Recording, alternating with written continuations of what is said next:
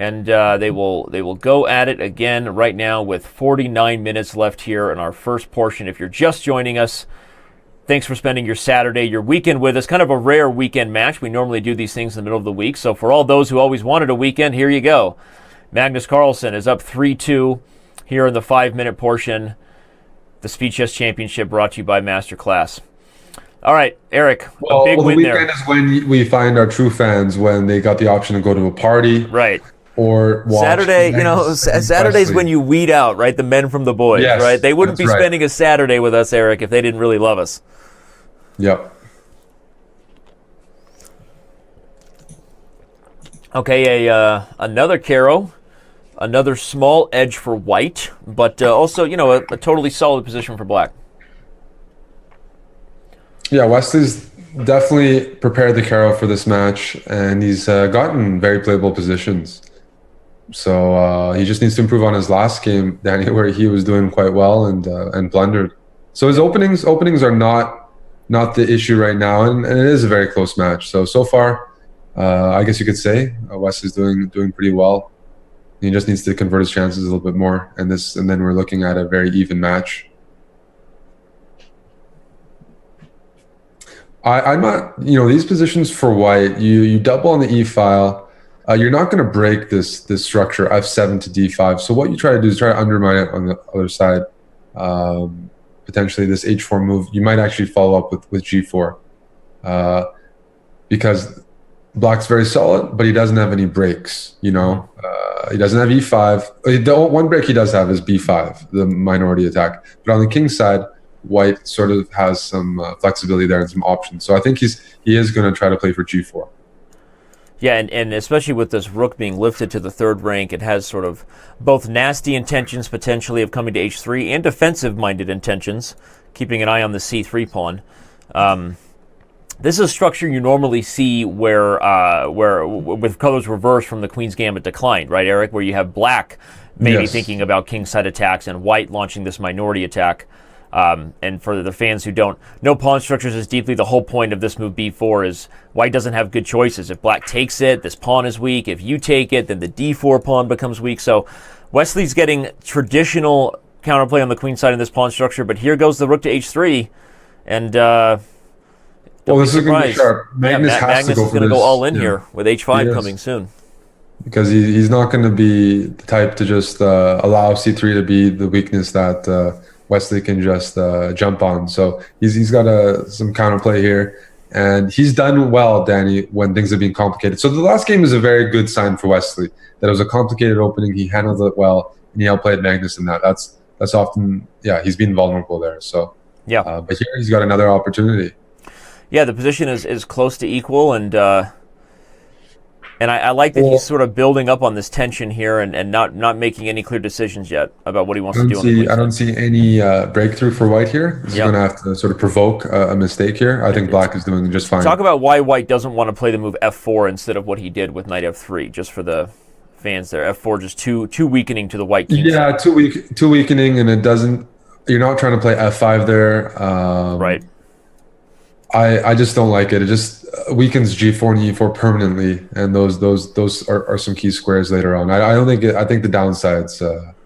But so now you've got the position where white has all of his pieces committed to the king side. So if he doesn't come up with something, it's not hard. Yeah, there you go. Wesley brings more pieces to the C file. At some point, look for this pawn on C3 to become a make or break thing here for whether or not black has winning chances. Black would love to play knight E4 here, Danny, attacking the C3 pawn, freeing up this knight. But there are some issues with the F7 pawn. Well, Magnus correctly plays queen F3 or rook F3. Queen F3 makes more sense because the queen needs to develop. And I'm not. Yeah, bishop D8 is a good move. You want to play knight E4. You want to free that up. Yep. It opens up the queen to guard the F7 pawn there, everybody. Ooh. Yeah, I was H5. wondering whether this could be played at some point, because if G takes, the intermezzo is to take F6 first and then gobble the H pawn. And if knight takes, honestly, I don't know what to do on knight takes. We're going to find out. He's going to take on D8, and he's going to play G4. Okay, and he's just going to go for the H file. Amazing. He's going to play G4. Look at this transition, Eric. After rook takes G4, knight F6, is queen H1 just lights out on H8? Yeah. Yes. No, there's king f8. Okay, so the king can get out, but this is the idea. Magnus is I'm not sure he wants to play queen h1 or he's actually just like maybe just king keeping the g2. I threat. was going to say, yeah, just king Keeping g2 the and rook threat. h1. Yeah. Yes, because the queen is so good here because now you imagine the king running to g8. Well, there's this g5 move, the knight moves, and then knight takes g6 or some sort of penetration on the king's side. So it's going to be very hard for black to keep the balance. G5, yes, yeah, want to stop g5, and he'd love to play king f8, king e7, and that is the current thing that they're both calculating. If Magnus wins this game, Danny, this will be very, very impressive. I think f3 is what he's going to go for. I'm expecting to see f3 here. Well, this move h5, I mean, it kind of came to a bit of surprise to both you and I think Wesley, because the willingness to sacrifice that pawn to open the h file, even though it was clearly an idea on the board, it was interesting that white could just go straight forward for that. And look at this. Here comes the other rook to h1, and now if you run the king, the white queen can eventually take on g5, and we've got a huge You attack. can actually do it right now because the king is safe on g3. This is lost. Oh, wow. So he just takes g5. Lost. If black gives any checks, everybody, take on Magnus d8 just, and take on g7. Yeah. Magnus just tucks it into g3, and everybody's safe. Wesley, again, looking around the room, looking for help, as many people do when they play Magnus Carlsen. This is just not enough. After rook takes, white's going to play queen takes g7. Don't be surprised if Wesley just resigns here. Queen takes g7, everybody. The mate on f7 is coming. If rook f8, white has knight to g6. The pawn is pinned to the king. Look at the amount of time they spent. He's still got 3 minutes and 40 seconds to conduct such a successful attack, especially when faced with a pretty tough or passive endgame. Very impressive, the range shown by Magnus with this one. As you see the clock ticking away there, you can always tell who has the upper hand when players of this level meet up, guys, all the fans here, because these guys don't take time unless they have to.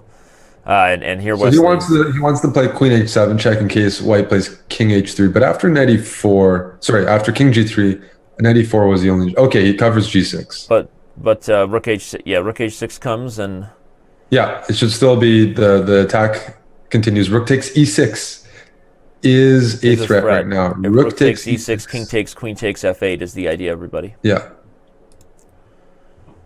He's looking for something better than that, and I don't blame him. Looking for something better than rook takes e6. He could just bring the queen back to g5, I guess, and then if he forces f6, queen g5, f6, is there queen back to g7, and Bob's your uncle, actually. The knight's on e8 covering g7. Yeah. Bob's not your uncle. The queen hangs. There you go. There might be a rook h7 check there. The thing is, white doesn't. Black's not threatening another check, so white has multiple moves here. He doesn't need to mate right now. He's got a full extra move, so you can cash in with rook takes e6 if you don't see anything. Otherwise, play queen g5 as you recommended, and queen then g5, f6, and use all your you could pieces. even play like queen h4, I guess, just back the queen up, and then go back to rook h7 or knight g6. Both of them would be threats on the board. So yeah, I'm imagining queen takes g5. Sorry, queen g5 check is going to be played. Yeah, and he goes for it. Oh, and that's queen g6. Simple way to transition into an endgame up the exchange. Oh, that is strong. So let's say queen c1 here, Danny. I want you to show me the mate. So queen c1, gotta be rook queen h7. No, just queen h7. Oh, queen h7. Queen h7. That's very nice. And he didn't see it. Here comes queen h7. Well, queen h7, I cover d7 now with queen a4. Okay, yeah, I did. So queen a4, Wesley did see it. He'll have to part with the lady, though. The issue is, like, even if you don't see the mate, it's that black is not threatening a check, so he can spend some time now and figure it out. There's not that pressure of a perpetual. So many options here, but Magnus is going to take for the his time. position. Wesley's not making any mistakes. Maybe getting to position was the issue, but he is putting up some good resistance here. Yeah, I'm not seeing a mate in every single line. I'm getting closer, but I'm not seeing a mate. Well, maybe Wesley sees it. Look at this nice move, queen to b1. That's a computer level. That's a computer type move, right? It's just you and I are so focused there on the king side. Computers don't have any bias to where they mate. Just flips the queen over. Queen b5, what, queen c2? c1? Or knight c6, check. And then knight a7. So queen takes c6, queen b8 check, queen c8. Queen b6. Yeah.